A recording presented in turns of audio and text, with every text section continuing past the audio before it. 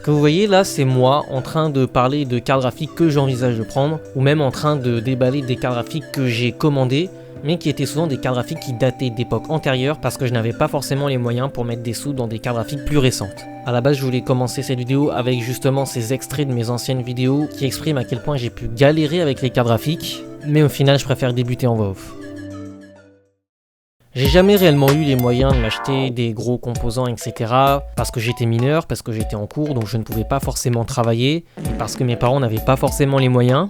Et donc forcément, je devais faire avec ce que je dénichais, des trucs qui étaient pas si dingues, mais qui à une époque ont eu quand même leur renommée.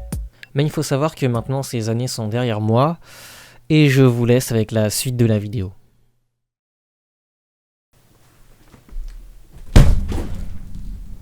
Enfin putain. Gunmorgan les gens, j'espère que vous allez bien. Aujourd'hui on se retrouve dans une nouvelle vidéo. Et comme vous l'avez vu dans l'intro, ça fait des années que je galère en termes de cartes graphiques. Quand j'ai acheté mon tout premier PC au début, j'avais mis une GT 710. Après quand j'ai commencé à fabriquer mon premier PC, je suis passé sur une GTX 680 qu'au final j'avais pas tant connu que ça parce que je l'avais prêté à Anakin. Mais pendant ce temps-là, j'avais acheté une HD 5770. Donc jusqu'ici on était sur des cartes graphiques pas folles. Jusqu'à que je passe sur une GTX 1070 qui jusqu'ici était beaucoup mieux que les anciennes. Mais aujourd'hui j'en reçois une carte graphique que je ne pensais pas avoir quand je parlais déjà d'avoir une RTX 3050. Après peut-être que je suis un peu dans l'abus, c'est pas non plus une carte graphique extravagante, mais c'est déjà quelque chose qui va contribuer à upgrade la performance de mon PC et qui va pouvoir servir pour jouer, pour les montages et peut-être pour stream parce que j'avais évoqué ça déjà. Enfin bref, la nouvelle carte graphique elle est ici, ne perdons pas plus de temps, c'est parti pour le déballage de cette carte graphique.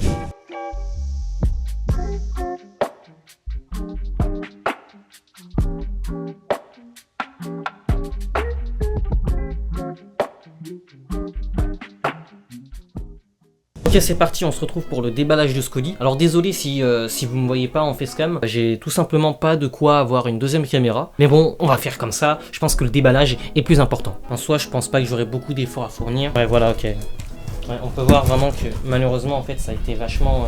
la carte graphique est vachement accessible, quoi.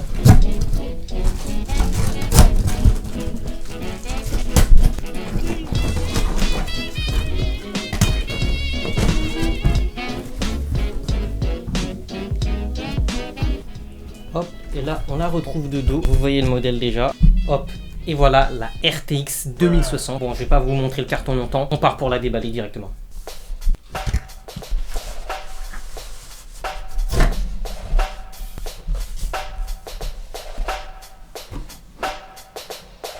Bon, alors là on peut voir que ouais, j'ai commandé sur la Rakuten. Hop, on retrouve le petit manuel qui est juste là. J'ai un truc ici, ah bah c'est la facture de la carte graphique, et en dessous de cette mousse, là voilà, emballé la RTX 3060.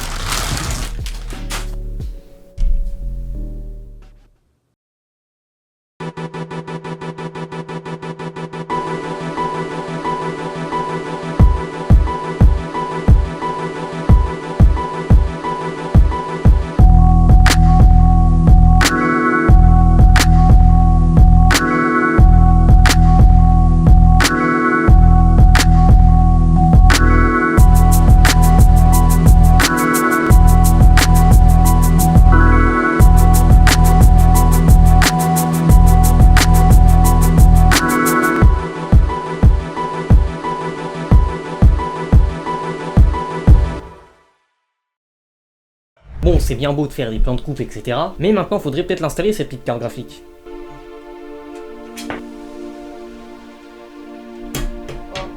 On va enlever la petite 1070.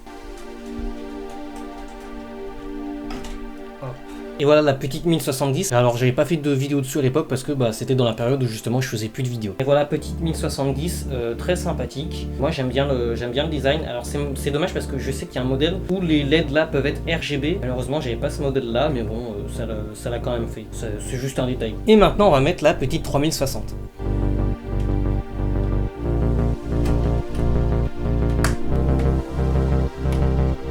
Et voilà, la 3060 est enfin installée. Je trouve ça un peu dommage, le fait que la fiche d'alimentation soit au milieu. Je trouve que bah, ça fait pas ouf. Mais bon, on peut pas échanger grand chose. Enfin bref, maintenant on va voir si ça fonctionne. C'est parti. Et c'est bon, la LED de la carte s'allume, tout fonctionne.